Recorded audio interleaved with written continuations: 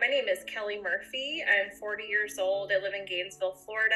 I'm married with two young boys, a 4-year-old and almost 2-year-old. I was diagnosed a few short weeks after the birth of my second child. I had felt a lump during my pregnancy that I thought was lactation related, and all the medical professionals I talked to up to that point thought it was also lactation related. It was determined to be stage 3 triple negative. My tumor was about 9 by 9 centimeters, or about the size of your fist. It was excruciating pain. It went into my chest and down my arm like I was having a heart attack all the time, and it was really scary. What I learned about triple negative breast cancer, it can be very scary.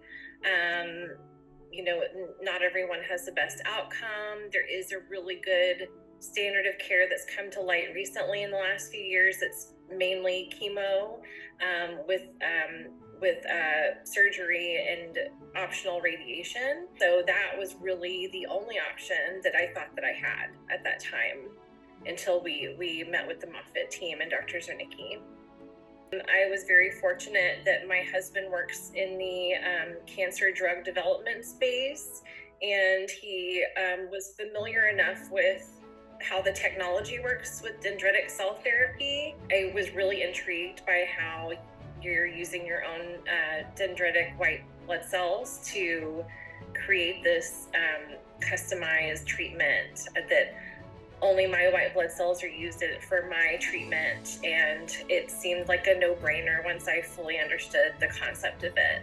I was the very first person in the world, to our knowledge, to receive dendritic cell therapy for stage 3 triple negative breast cancer. And I had 8 total injections, and it was only a few injections in, they really started having a hard time finding it. And by the last one, I'm not even sure it was there at all. They did a midpoint check and determined I didn't even need the second half of the chemo that almost all triple negative patients get. So I like to tell people that it is a chemo killer, not just a cancer killer, and chemo is by far the worst part of all the treatment. But I'm almost convinced that I may not have needed chemo at all. I feel very fortunate to be able to contribute to this, but it also makes me feel like at least my cancer had a purpose in helping other people. I think it's so important for this to continue because it is effective, because it's not introducing something foreign or toxic to your body.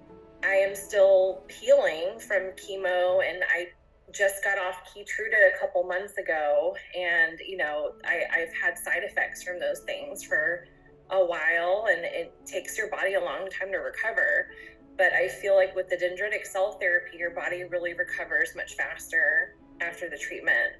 I would say that I'm hopeful, and I'm excited about the fact that I may still have some of those fighting dendritic cells still in my body.